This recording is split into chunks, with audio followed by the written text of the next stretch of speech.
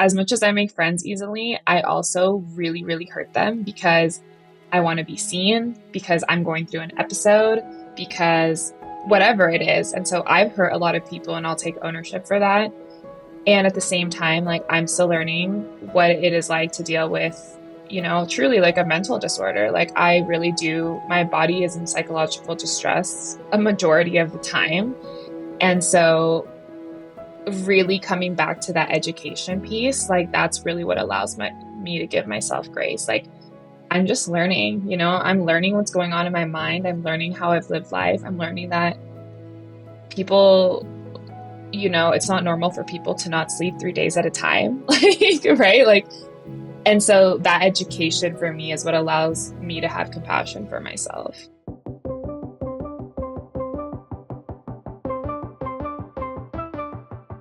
Thank you for tuning in to the Mile 40 podcast.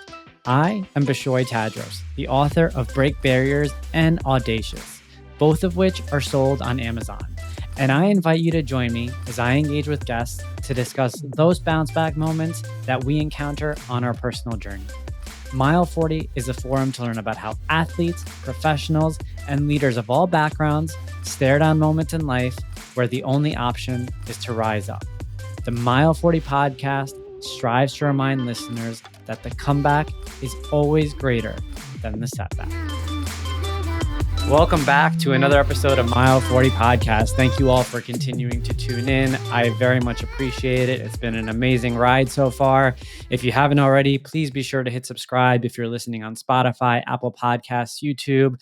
Also, check out the show notes. There's a discount code for picking up a copy of Break Barriers or Audacious.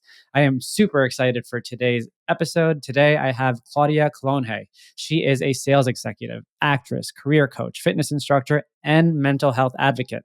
As someone who lives with bipolar disorder and has a number of mental illnesses in her family, she's passionate about learning and addressing the socioeconomic factors that contribute to the mental health crisis in our country.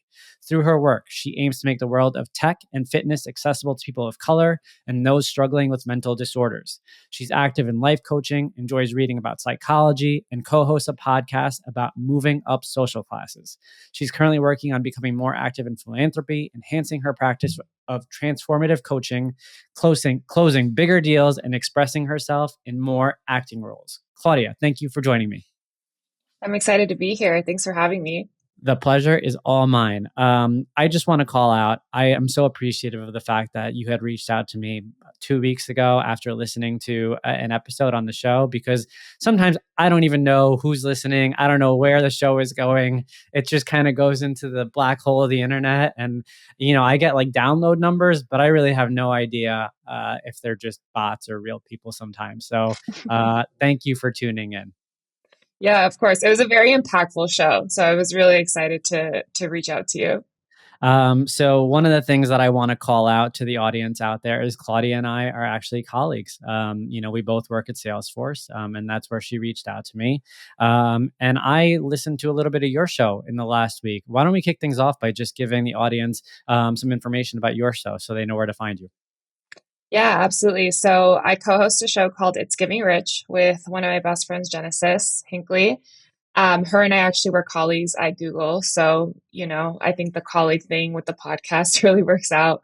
But essentially the show is about her and I are both first generation Americans, and we really talk about moving up social classes. So what does it look like when we don't have that foundation of emotional stability, that wealth, that level of land, like a lot of different things that go into what it is to actually be wealthy. And so we talk about our experience moving up social classes in regards to mental health, in regards to finances, in regards to figuring out like the political corporate workspace. And we really work to like educate the audience a little bit as well. So we bring in different psychology books, we bring in different factors, different really popular people when it comes to finances, and really just try to educate the audience about let's figure out where you're at and try to make a move too. You figured out a lot along your personal journey, and we're going to dive into your journey and learn more about you.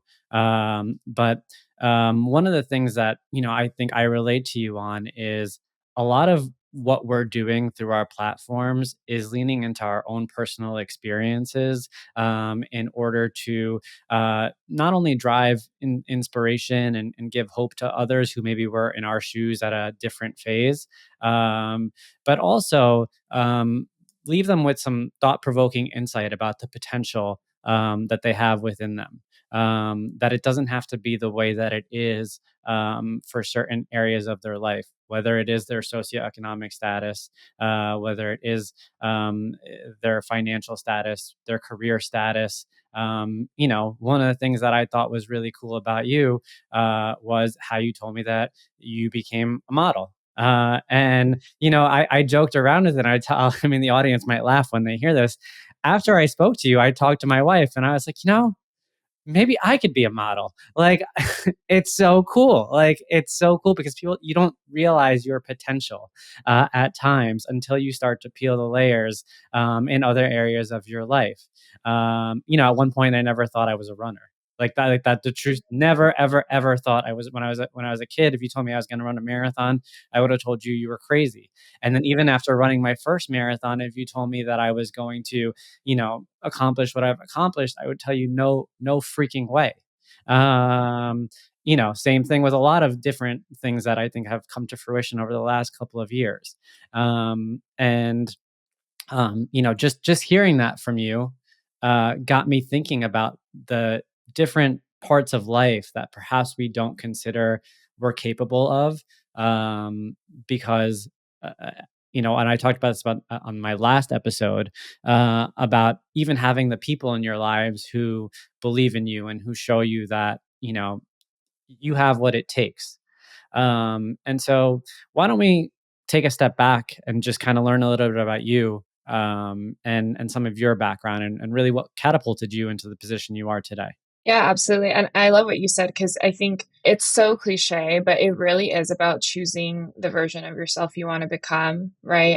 And getting educated and figuring out the next steps to do that. Because if you had told me when I was little that I was going to be a model and that I would have moved to Colorado, I would have laughed, right? Like it doesn't, none of it makes any sense. And so for me, my background is I'm a first generation American, born and raised in San Francisco, grew up near Silicon Valley, and I was always an athlete growing up. Luckily enough, that's kind of like the arena that I was pushed into. Went to school at Berkeley, stayed in San Francisco, and I worked a variety of different jobs in sales. I got pulled into this program called College Works, where I ran a business at the age of 18. And I had a lot of success. It was a national program. And towards the end of it, my VP pulled me aside and was like, congrats, like you were like at the top 10% of the nation. You get an all expense paid trip to Cancun. And I'm like, what? And it was my first introduction into President's Club, right? And up until that point, all I wanted to do was go into finance because that's the narrative of my family was like, that's the only way you can really make money. And so I did that program, and my VP was like, you have a calling in sales. Like, this is something to look into. So I really bopped around. And by the time I graduated college, I had my eyes dead set on Salesforce because it was the tallest tower in San Francisco. It had the word sales in it. And I was like, this is where I have to work. So did that for a bit, popped over to Google, recently came back, and kind of in the interim, I had a series of different moves and events where I really found people that I would say saw and light in me that I didn't see, right? So I had a friend that ran a production company that was like, you're beautiful. Have you considered modeling? And I was like, I'm not a size 2 Victoria's Secret model. What are you talking about? I had a friend, Genesis, that was like, you have a very powerful voice. You're very educated on socioeconomic status. Let's talk about it on a podcast. And so, really shifting my life around in different ways exposed me to a whole different group of people. And I'm very blessed to have had that kind of experience. Yeah, I mean, one of the things that does stand out about you, to Genesis' point, is your voice. There's something about the way that you speak. It's both confident and comforting at the same time. So it's like you know what you're talking about, but you're also saying it in a gentle manner where it's like, I've been there, I see you. and I want to help you get to where you want to go. And I think that's the inner coach in you. And that was one thing that was abundantly clear from the beginning.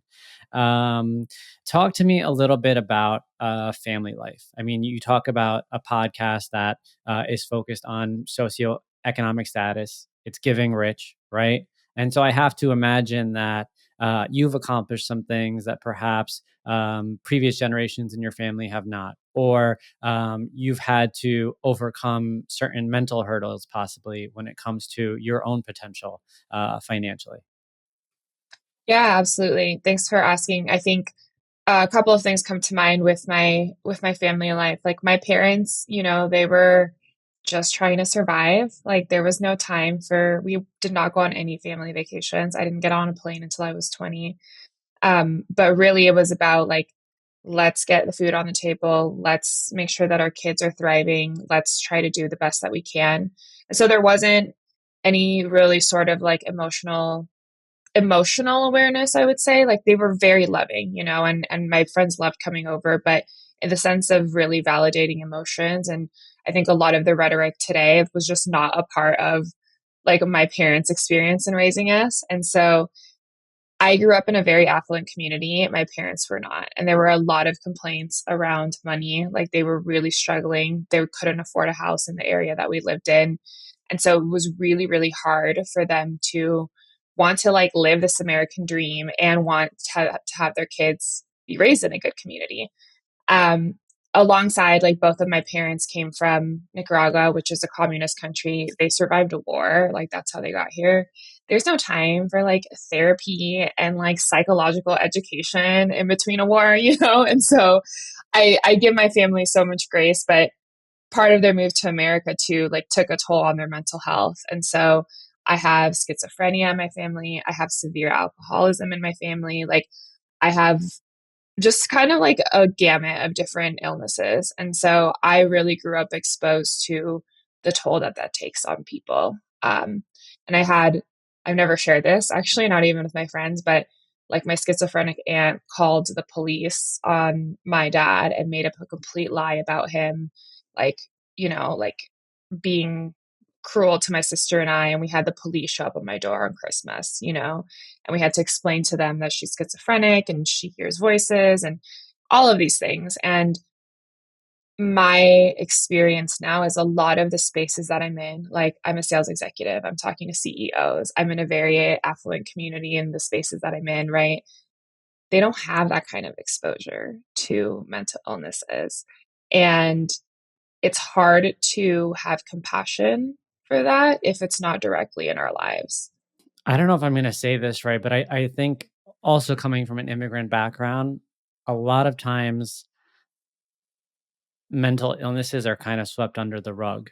And that's because, to your point, your parents came from a communist country where, they've seen or heard of some probably horrible things that they were very close to. I've experienced it in my own community, where at the end of the day, when you think about some of the persecution that people are going through in their home countries, they come here and it's easy to say, all right, like this problem probably needs some fixing, but it's still not as bad as what we faced back home. And I think for that first generation of immigrants, people who actually immigrated, like your parents and my parents, it's easier for them to kind of swallow it up. But I think where the impact kind of lies hold is with us, with the children who at a young age are essentially conditioned to overlook it. And then many years later, we're like, that was a problem. And so my natural next question is, when did you start to uncover that you were surrounded by all of that essentially? You probably realized hints in real time, but you probably didn't properly diagnose it until later. Yeah, and I appreciate you saying that so much because one of the things that I really, really try to educate people about is growing up in an environment like that. Like that's our normal, right? So like that is that is just what we're used to. And the point is to just push through. Like, we don't have any other concept of what it's supposed to be like. And that unfortunately means that in our older age, we have to learn more rudimentary rules of how to function in life. And we don't have that same foundation. And so it did come in spurts for me. College was my first big realization where really, I'll tell you, I thought I had a perfect family. I thought it was perfect. And I had a close friend poke holes in my thinking. And then I just started crying. And I was like, what do you mean? Like, I had both parents at home, I went to swimming lessons, like, my life was perfect. And it was just really me not like being able to face like the level of duress that I was under.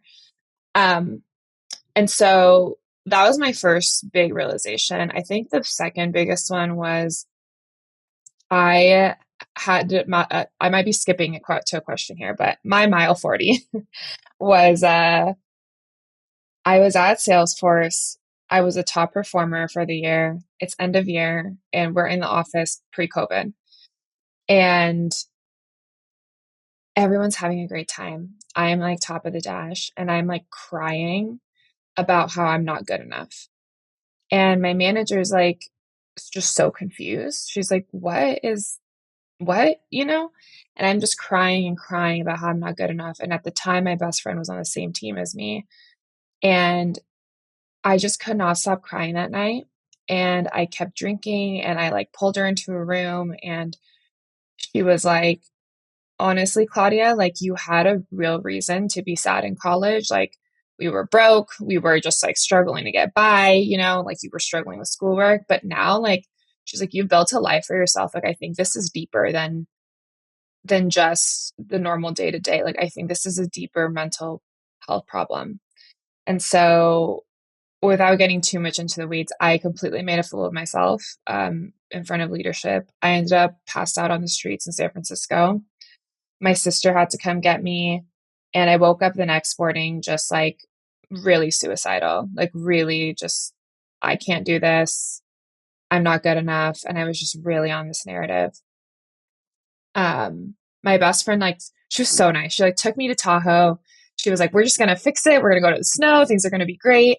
And I was just so like heavy there. And it got to the point where her and my other friend called my parents and had an intervention around me needing to go to a rehab, really.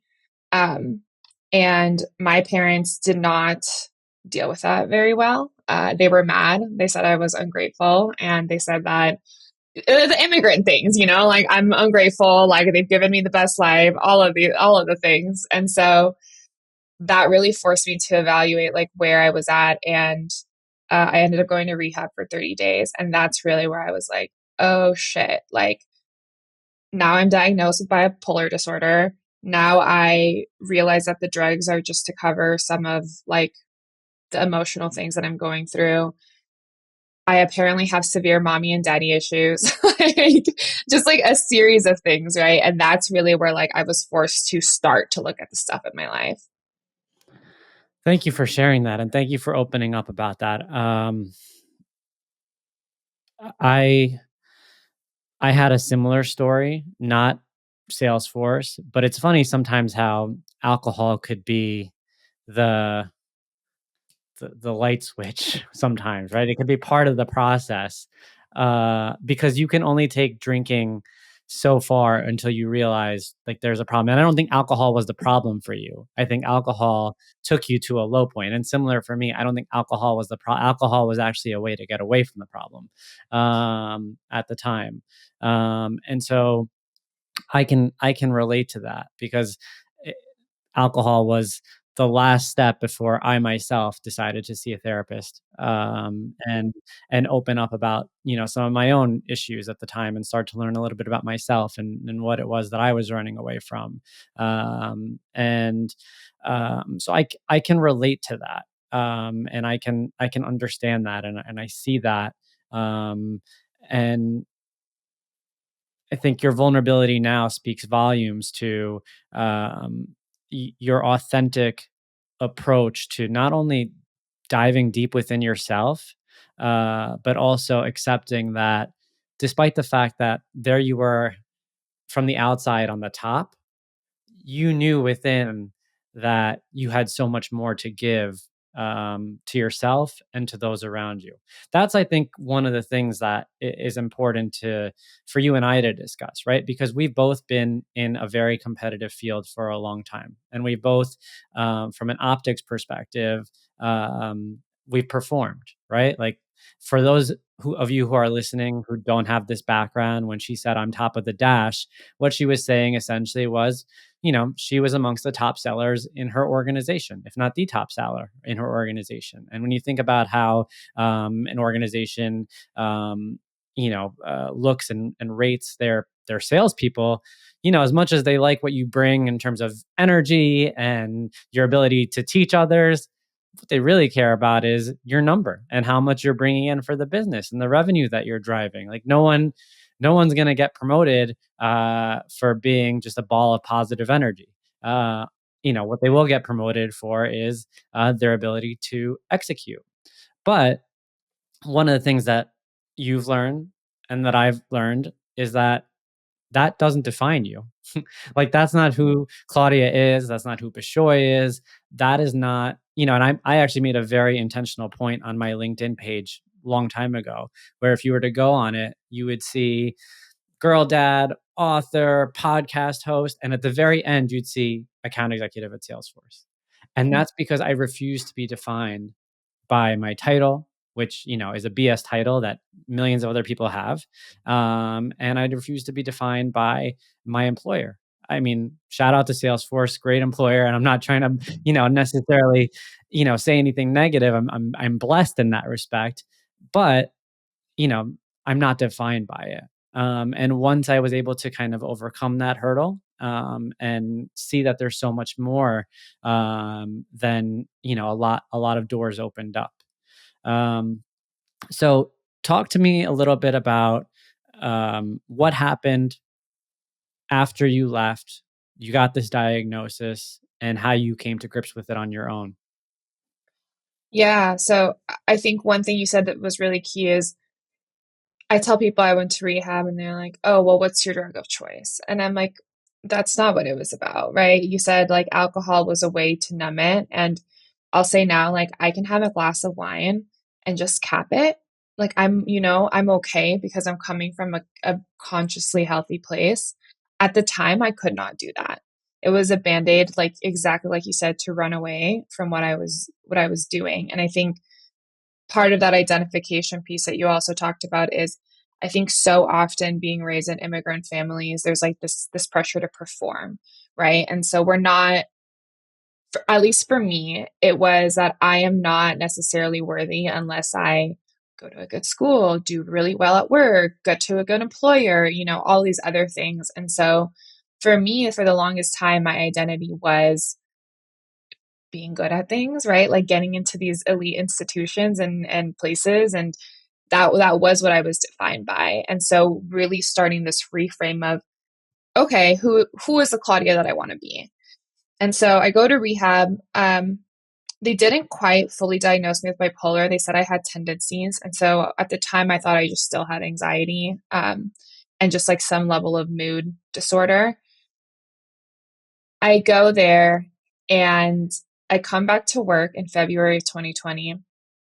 No, I'm sorry, March of 2020, after spending time in rehab, and the world shuts down. COVID happens. All of a sudden, I am like, okay, what is going on? I just went to rehab, ready to go back into my work environment, and now the world is shutting down. And so I went through a really serious period of like reevaluation in my life. I moved back home with my parents. Um, and I was just working out like a maniac. Like I was like training for a half marathon. I was like Pelotoning. I started Pelotoning.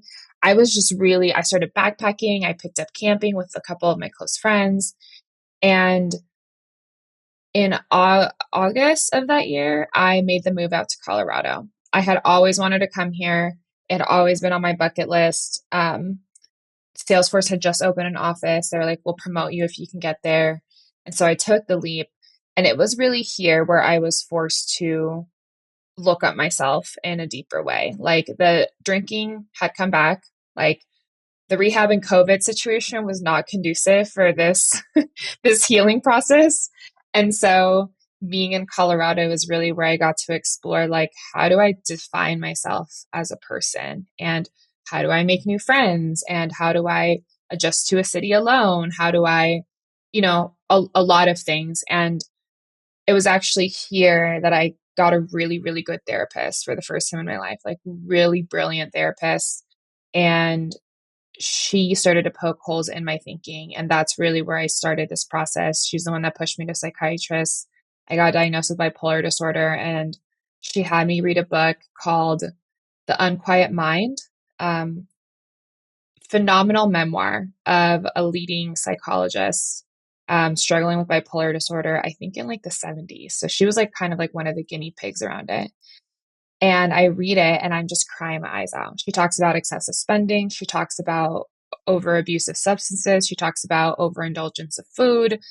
And I am like, oh shit, I'm bipolar. And I think my mom was too. Like, and so I am like, try to like understand what that looks like in my life. It causes a lot of problems. And I am like still figuring out how to manage that. But I'm thankful enough that I have really strong friendships that have given me grace across the years over a ton of mess ups, like just a ton.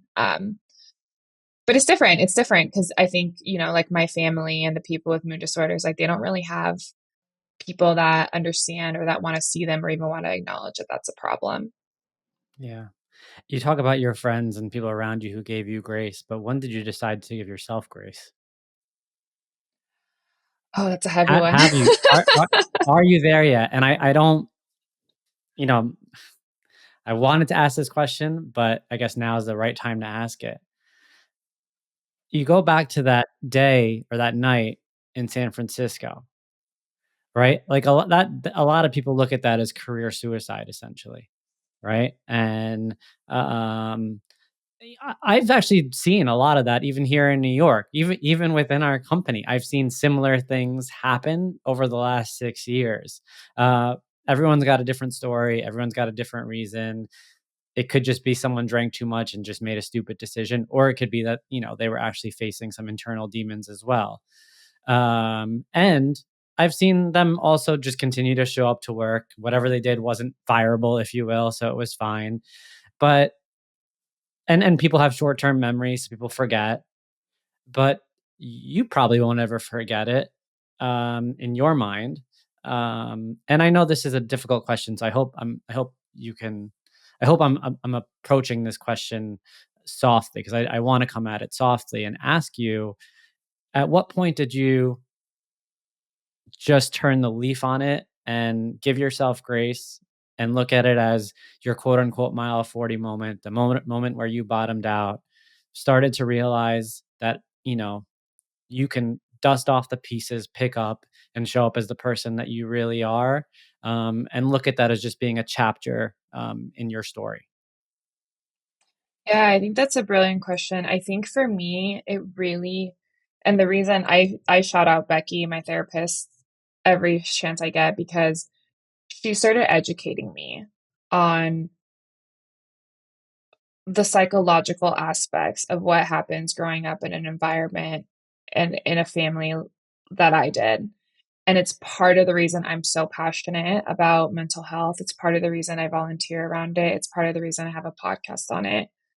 Like today, we released an episode about what it's like to be in the psychological distress of being in crisis and what it looks like to move into thriving. And I just like did not have any foundation of stability. And so I'll say it. I've hurt a lot of people. Like as much as I make friends easily, I also really, really hurt them because I want to be seen, because I'm going through an episode, because whatever it is. And so I've hurt a lot of people and I'll take ownership for that. And at the same time, like I'm still learning what it is like to deal with, truly like a mental disorder. Like I really do, my body is in psychological distress a majority of the time. And so really coming back to that education piece, like that's really what allows me to give myself grace. Like I'm just learning, I'm learning what's going on in my mind. I'm learning how I've lived life. I'm learning that people, it's not normal for people to not sleep 3 days at a time. Like, right? Like, and so that education for me is what allows me to have compassion for myself. Hey, Mile 40 fam. I get asked a lot about my training programs and how I set myself up for success to cross finish lines all over the world. Well, I'm going to let you in on a secret. Recovery is half the battle. And in order to get that recovery, I rely on clean sources of protein. That's why my go-to protein shake is Owen. Only what you need. I have one after every single workout. 100% vegan and plant-based, Owen's plant-based shakes use a multi-source protein blend of pea, pumpkin seed, and flax seeds to include all essential amino acids to promote optimal daily health. Uncompromised taste. Owen brings together the essential elements of advanced nutrition, amazingly clean ingredients, functional superiority, and uncompromised taste. Now go ahead, go to www.liveowen.com. That's spelled LIVEOWYN.com. Use code MILE40 for 20% off your next purchase. Only what you need. Now that you have this insight about yourself, I'm sure it's allowed you to give a lot of grace to others, because I'm sure, you're still working in the same environment and you might find a younger version of yourself around you. And, you see that. And now that you've gone through your own experience, how has it helped you to work with other people or to kind of react when you see other people going down a similar journey or a similar path? Because I'm trying to think about the right way to ask this question. We've both hit moments where we've bottomed out in different areas of our lives. But I think innately, as humans, there's still a part of us that can judge or condemn someone else who's going down the same route that we went down. And then at times we have to remind ourselves that, hey, that was us at one point. But it could take a while, especially in a competitive landscape like the one that we work in. Talk to me a little bit about that with regards to, okay, we talk about how you've given yourself grace, but how now you've also been able to take a step back and better understand the people around you. That's a really good question. And I think a really hard one because I also firmly believe that we are a sum of the people that we surround ourselves with. And for me, that has taken me to new heights. And at the same time, I'm very cautious of it bringing me down. And so I really struggle with towing that line because I don't know what part of their process they're in. Because there are some people that go their whole lives like that, right? They go their whole lives and there's no desire to change and they don't have the support to. And so I really, something that I really pray for a lot is like the spirit of discernment of like, is this someone that I can really like help, assist, or is it someone that I really need to step away from? And so I think, yeah, that's like a really, really challenging one because some people really do want to live in that state. Some people are really, especially like in our field, right? Some people are really okay drinking all of the time, like with clients, with coworkers, and I used to be that person, I was like, it's a Tuesday. Are we doing Taco Tuesday? Or, and so, and I remember a friend, she poked me one time and she was like, we don't have to drink like this all of the time. And I was unable to hear it. I was like, okay, so you're telling me you're weak, right? And so it's hard. It's a really big challenge. It's something I'm still learning how to navigate. Do you have any words of wisdom around that? No, it's tough. I will admit that it's tough, especially in a field as competitive as ours. I think that um, I've learned to internalize my reactions. So the minute that like I start to get a wince of potentially, for lack of a better word, judging someone else's situation, a trigger goes off in my mind around, well, have you been there before? Have you experienced this? Do you remember what it was like? And then immediately, like I kind of quell back. And I've kind of, and I will give credit to the podcast, to be honest. So I will say, and the reason why I will give credit to the podcast is this: when I started Mile 40, um, my intention and my objective was, Mile 40 was a chapter in Break Barriers. It was a chapter that got a lot of feedback around being something that people resonated with, because at the end of the day, the one thing that unifies us all as humans is that we all have our obstacles. And I said, okay, let me start a show where I can bring people on to talk about their quote unquote Mile 40 moments.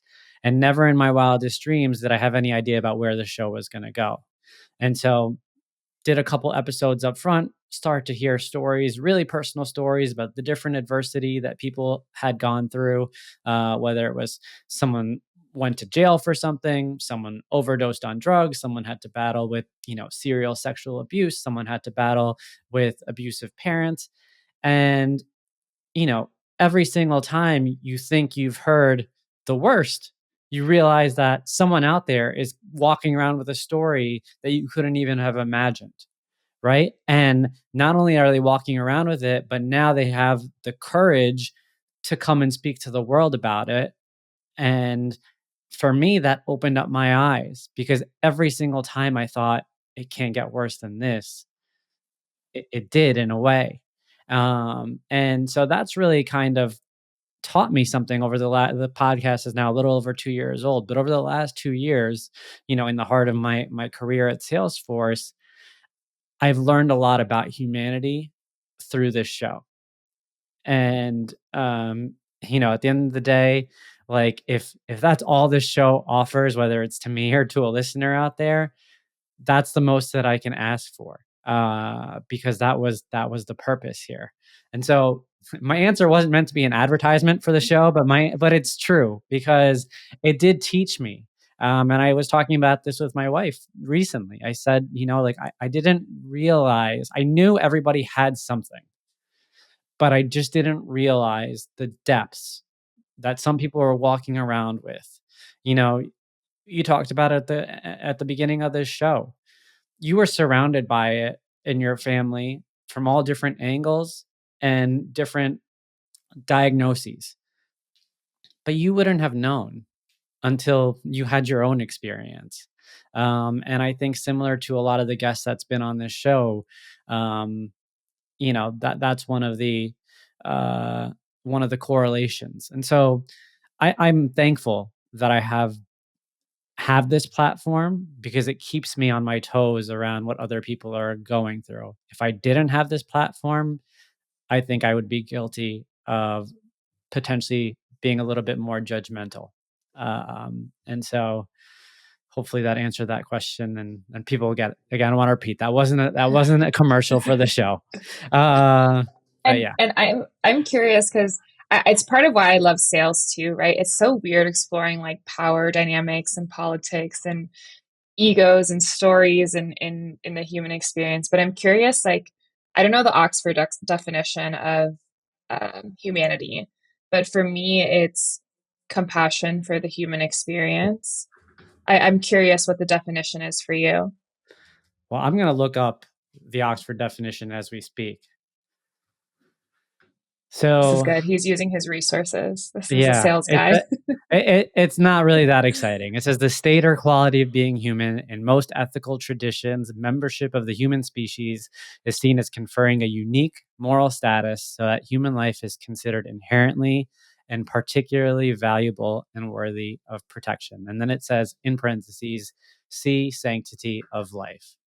Oh And wow. so when I think about humanity, and this is an off the cusp answer, I think about the passing down of generation to generation. And I think that I have a different perspective on this now that I'm a parent. 2 years ago, I would have answered this question differently. But I think the purpose of being human is to leave this world better than you found it. Point blank. That's really it. Like, even if it's in the smallest of ways, just leave it a little better than you found it. So that way the generation after you, has something better to work with.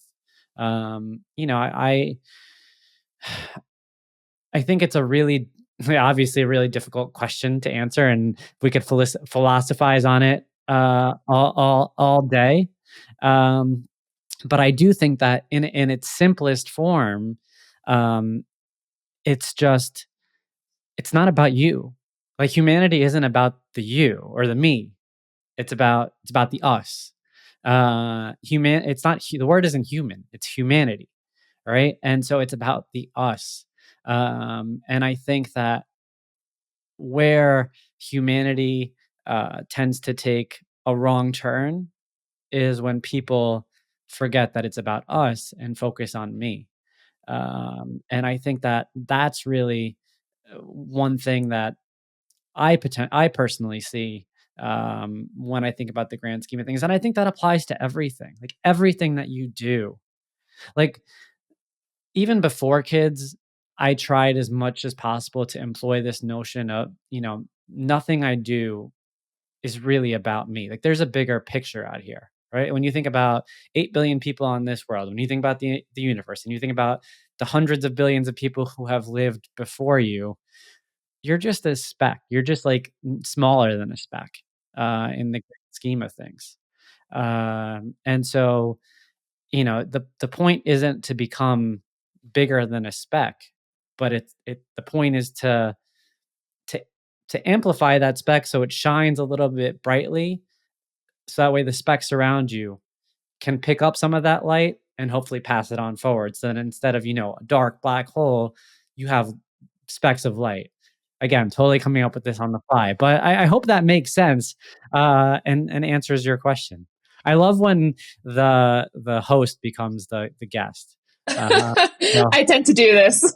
no, I love it. I love it. These are my favorite kinds of conversations because um, it's just it's always fun to go down these paths with guests who I have a lot of respect for, whose worldviews I think really fall in line with the meaning of the show and the mission.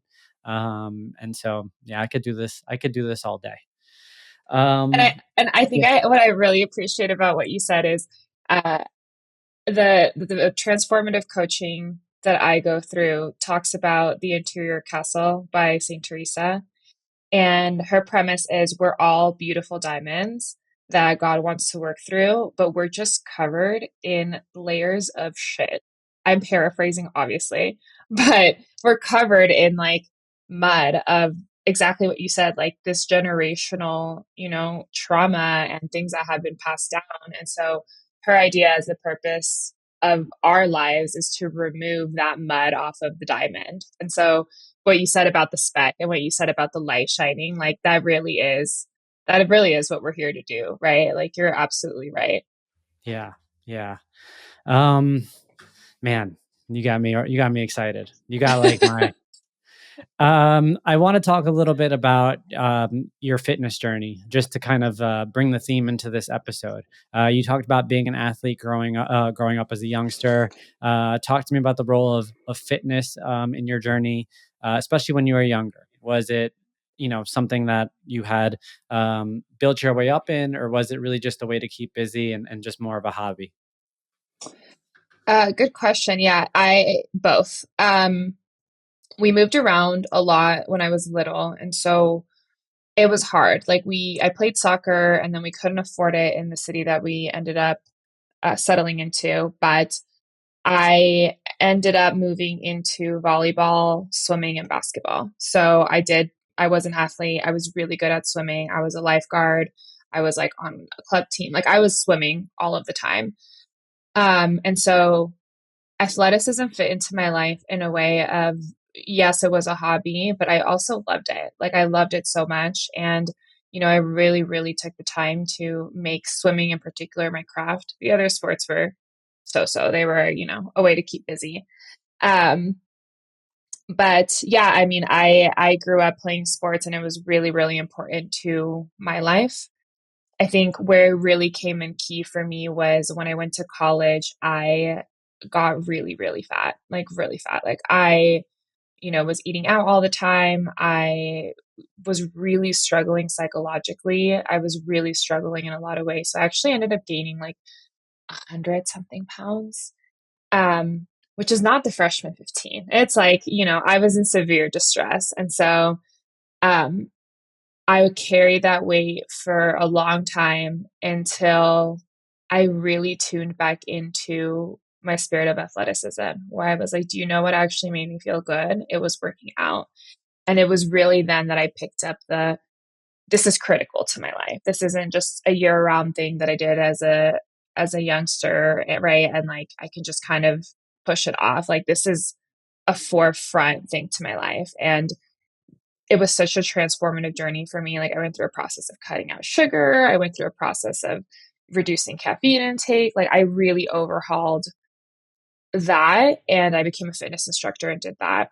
Ironically, a few years later, so I lost 150 pounds. A few years later, I go through a terrible breakup. I gain 100 pounds again. And this time I was like, no, never again. And I've successfully been able to keep the weight off for like 5 years now. I think, I'm kind of at my plateau weight now, but the way that the distress showed up in my body was through eating and overconsumption. And there's been two really critical points in my life where I've had to choose to be an athlete again. And the second that it moves out of focus is a second now that I understand that I'm not okay. Wow.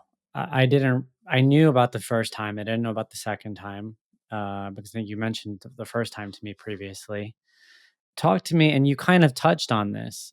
Talk to me about how the athlete's mindset played a role, in not just that portion of your life, because now if you think about it with regards to even what you've dealt with regards to being diagnosed as bipolar, there's something about being an athlete that builds a resilience in you to navigate obstacles.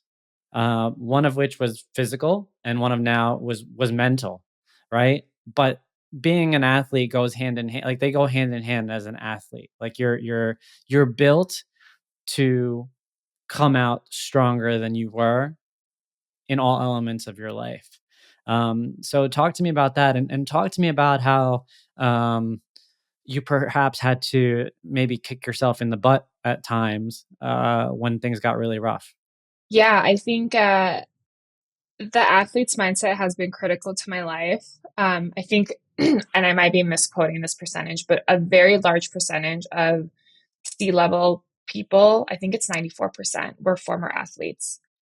And so to me, it just really speaks to resiliency. Like we all fall down and it sucks. And it's like, how many more times do we get back up?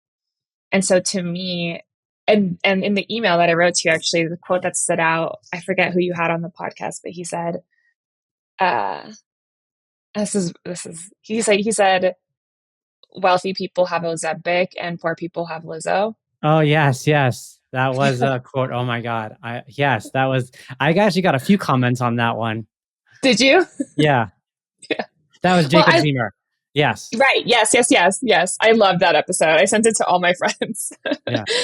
um, but it's true, right? And it's like if we look at, but part of like my understanding of psychology and my interest in sociology, it's like look at the tiers of society that you want to be in and follow suit. And so for me, I was like, I want to be in the corporate space, and I actually had a VP tell me that I'm really good at sales. I have a natural knack for talking to people, but people aren't going to trust me to find a solution for their business if I couldn't take care of my own body.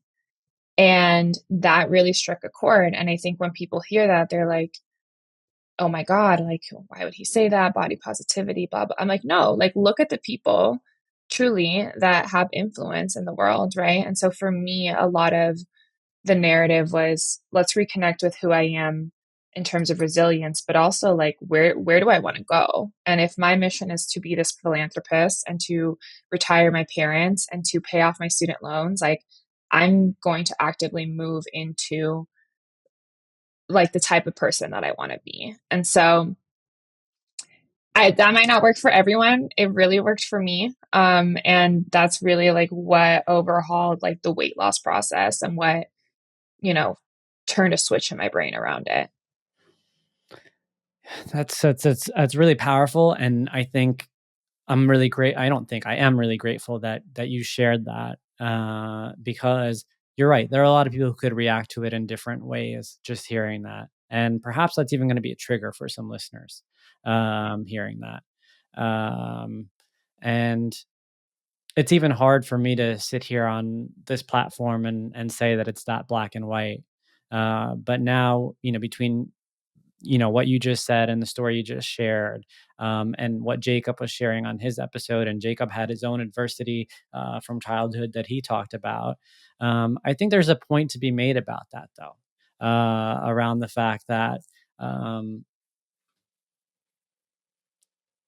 people people do realize, like, people do look at who you are and what you're projecting, both physically, and with the words that come out of your mouth. And while we understand that not everyone walking around is a perfect human, in terms of image. We get that. But we also know when people aren't trying their best to be their best, right? Like, I think the one of the most unattractive qualities in a human is, number one, complacency, and number two, laziness. Number one says, mentally, I don't want to try harder. And number two says, physically, I don't really care to push my limits. And I think, those two things are amongst the biggest turnoffs in business, in personal relationships, and in really any social dynamic. Because people are looking for people who are going to help them get to places they've never been. And that could be as simple as your client who's looking to transform their business. And, if they don't get the sense that you're someone out there who's trying to transform yourself, how could they trust you to transform their business? And I think that's really, what people should take away from this is it doesn't matter how you look in the mirror. It doesn't matter, you, I think the way that I want to kind of position this is you don't have to be the perfect frame, but you just have to be the best frame that you can be. Um, at all times. You have to have that on button of, getting better. And I think that goes to the whole picture of it. It's about the journey. People care about, are you building? Are you creating? Are you cultivating? Are you nurturing?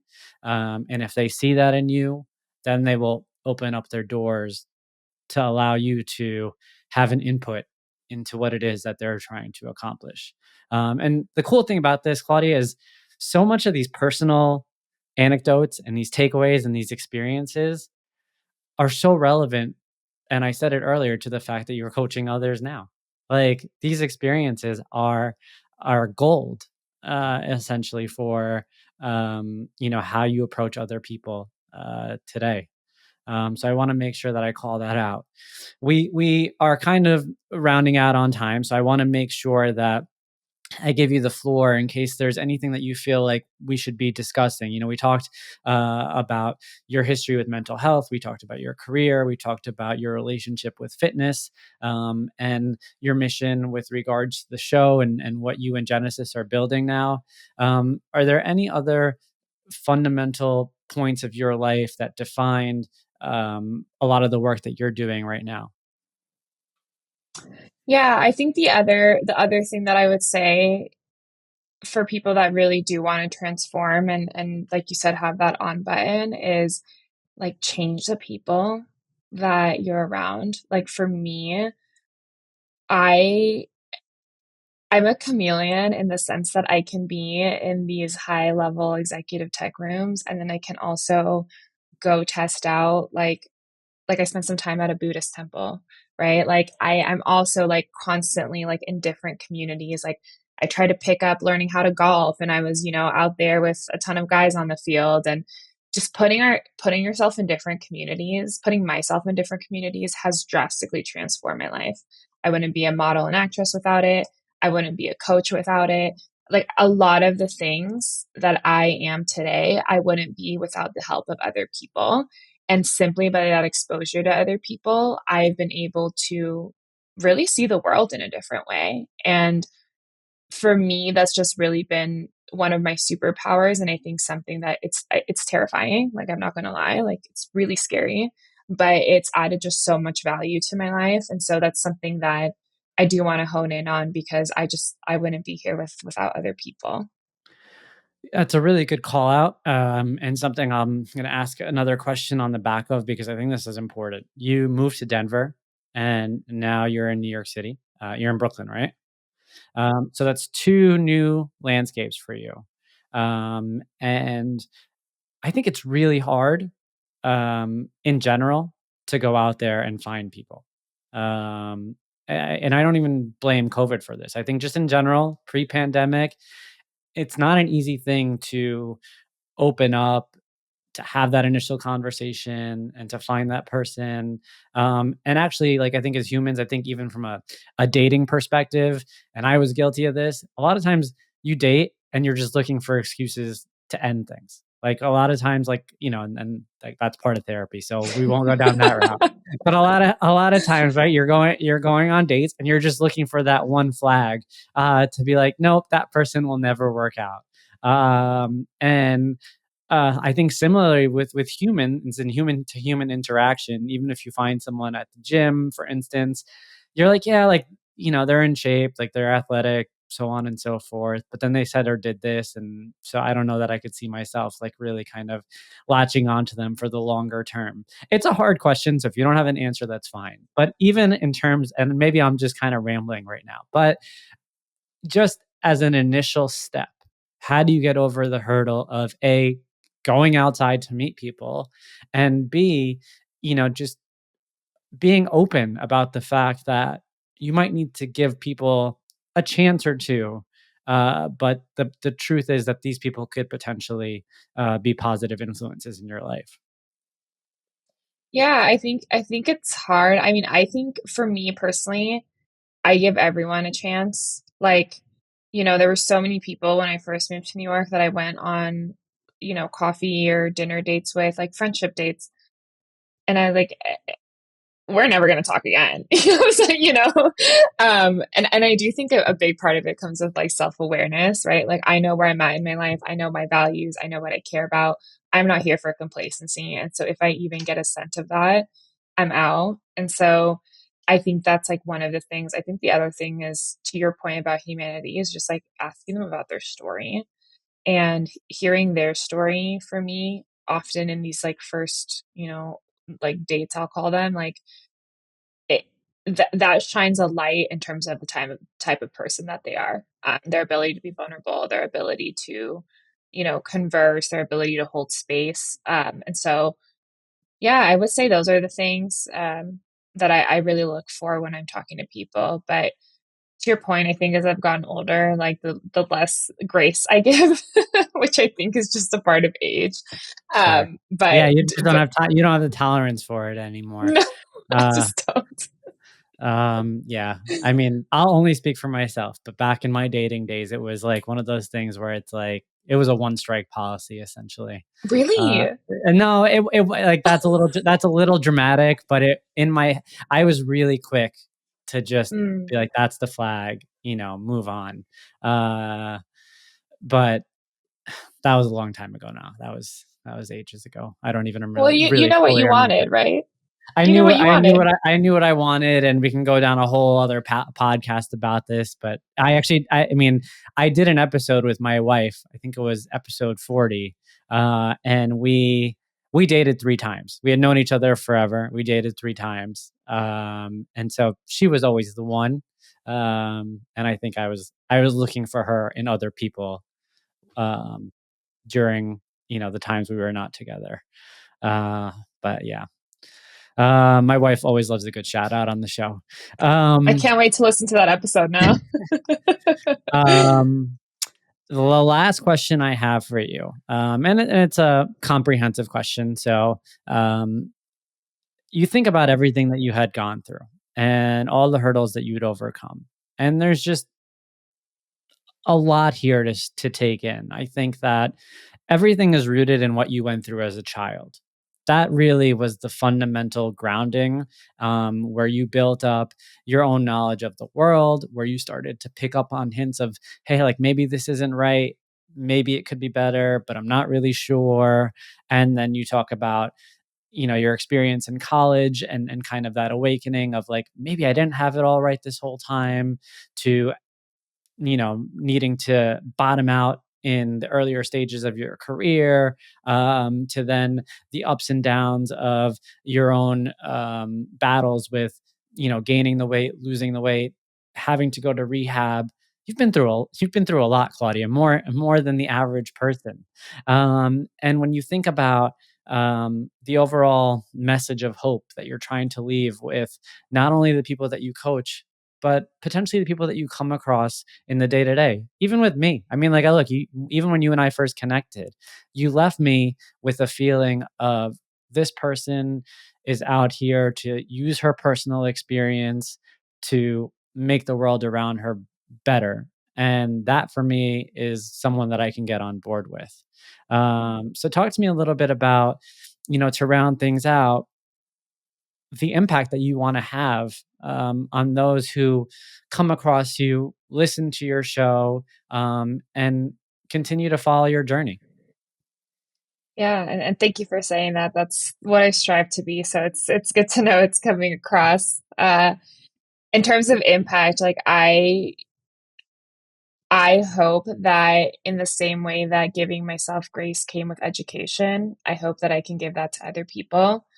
Um, that like really getting educated and self-awareness is the first step to change always.